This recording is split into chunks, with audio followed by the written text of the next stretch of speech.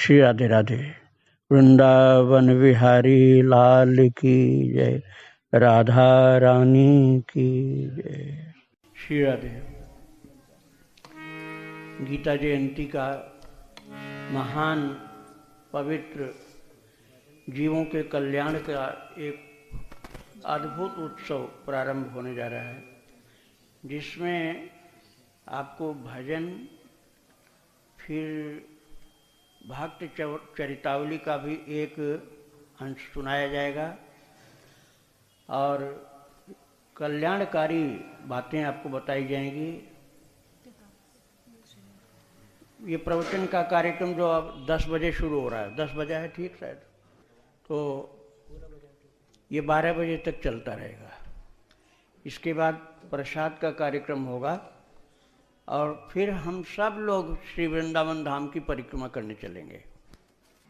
भगवान की शक्ति को समझना जीव के बस की बात नहीं है, लेकिन फिर भी उनकी शक्ति, सामर्थ्य और कृपा को याद करते हुए उनको नमन करते हैं, उनकी महिमा को स्मरण करते हैं, उनकी कृपालुता को स्मरण करते हुए उनको और उनके नाम को प्रणाम करते हैं।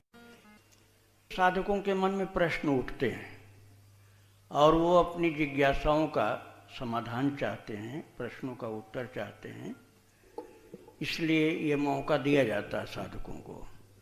YouTube में भी जो हम भक्त चरित्र भेजते हैं उसमें बहुत कुछ समाधान करते हैं, समस्याओं का, सांसारिक समस्याओं का नहीं, भक्ति संबंधी समस्याओं का, भक्ति संबंधित समस्याओं का समाधान किया जाता है। ऐसा नहीं कि संसार में फंसने वाली जो पारिवारिक कलह की बातें हैं उनका समाधान या ग्रहों का समाधान, इन चीज का समाधान मैं नहीं करता उसमें, केवल भगवान की भक्ति का। अभी मैं कमरे से आ ही रहा था, तब तक एक बच्चे ने प्रश्न किया कि कहते हैं कि भगवान के इच्छा के बिना एक पत्ता भी नहीं हिलता, तो फिर साधना करके कैसे काम चलेगा? वो तो जब वो चाहेंगे तभी तो पत्ता हिलेगा, तब पत्ता नहीं हिलता तो हम कैसे हिल जाएंगे? वास्तव में बात ये है कि ये रियलाइजेशन का सब्जेक्ट है, अनुभव और साक्षात्कार करने का विषय है। यह अहंकारी व्यक्ति के लिए नहीं है, यह समर्पित व्यक्ति के लिए है। भक्ति करते करते जो प्रभु के लिए समर्पित हो चुका है, इसको वो फील करे, अनुभूति में लाए कि भगवान की इच्छा के बिना पत्ता भी नहीं हिलता, वो अपने लिए। क्योंकि कई बार हम फेल हो जाते हैं और हमारा प्रयास सफल नहीं हो पाता है। तब क्या होता है कि यदि आपकी भक्ति कमजोर है तो तुरंत आप दूसरों को दोष देंगे। देखिए, ये बहुत खास बात है। दूसरों को दोष देने का मतलब हुआ कि अभी हम रास्ता पर चले ही नहीं हैं, अर्थात हमारी साधना में बहुत बड़ी कमी है। हमें अपना दोष देखना चाहिए कि जिस सिचुएशन में हम दूसरे को दोष देना शुरू कर दिए हैं, उस सिचुएशन में हमें क्या करना चाहिए ये खोजना चाहिए। दूसरों को दोष देने से समाधान थोड़े होता है। हमको कहाँ अपने को एडजस्ट करना पड़ेगा, या हम अपने को किस प्रकार से चेंज करें, या हम अपने ठाकुर जी की भक्ति में दरार ना आने दें। हमारा मेन पॉइंट तो वही है कि हमारी भक्ति आगे बढ़े। और भगवान की इच्छा से इस आश्रम का नाम भक्ति आश्रम रखा गया, और भगवान की ही कृपा से भक्तों का चरित्र, भक्ति चरितावली आप लोग YouTube में सुनते हैं, वो प्रतिदिन आपको मिलता है। तो हमारा टारगेट क्या है? भगवान की भक्ति। और भक्ति का सीधा अर्थ यदि हम कहें तो एक ही होता है, प्रभु से प्रगाढ़ प्रेम हो जाना, यही भक्ति है। भगवान से ऐसा जबरदस्त प्रेम हो जाए कि भगवान के बिना कुछ भी अच्छा न लगे, वही भक्ति है। लेकिन हम लोग भक्ति के बहुत निचले पायदान पर हैं। हमने हाथ जोड़ लिया, भक्ति मान लिया। हमने अगरबत्ती घुमा दिया, उसी को भक्ति मान लिया। और उसके बाद फिर हम क्या कर रहे हैं उससे हमको मतलब नहीं है। ये बिल्कुल प्रारंभ है।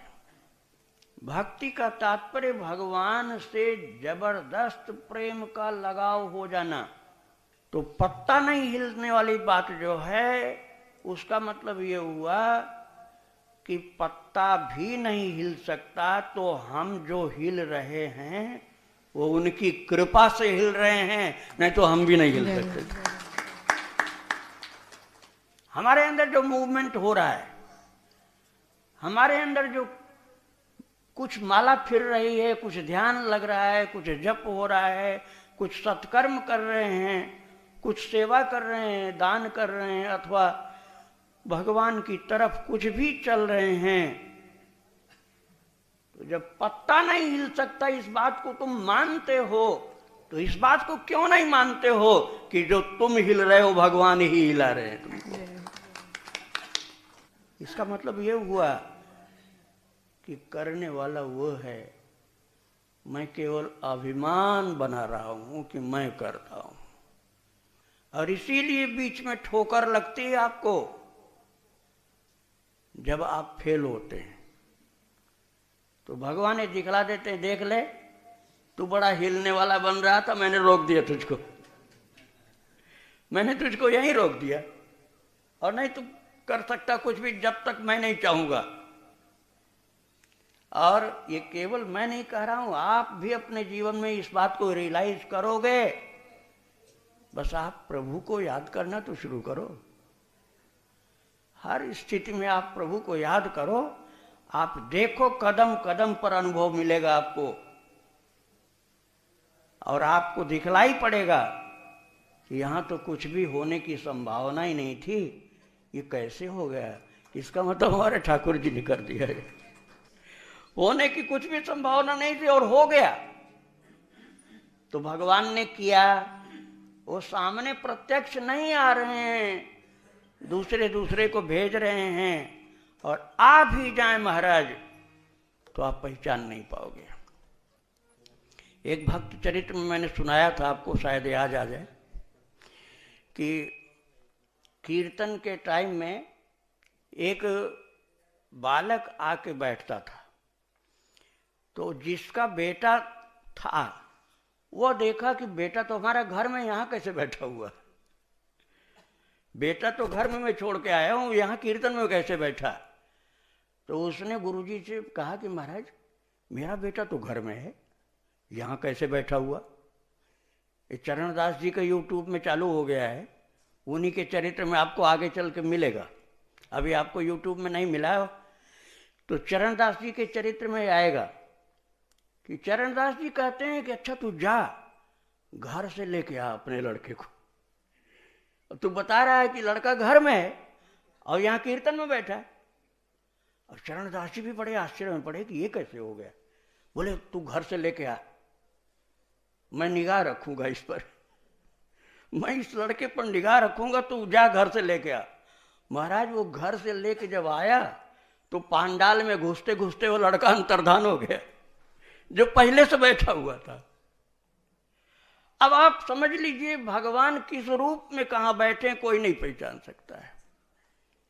तो सारा कार्य वैसे तो आपको इसे हर सेकंड में रियलाइज करना चाहिए, लेकिन कभी कभी तो अनुभव किया करो कि ये हम नहीं कर रहे थे, ये हमको अब मालूम हुआ, करने वाला कन्हैया करा रहा था और फिर पहले पता नहीं चल रहा था, अब पता चल गया। तो ये जो है भगवान की इच्छा के बिना पत्ता नहीं हिलता, ये भक्त को अनुभव होता है, ये कोई झूठी बात नहीं। एक भजन और सुन लीजिए, फिर हम आपको बहुत सरस बातें सुनाएंगे। जय श्री राधे, जय श्री राधे।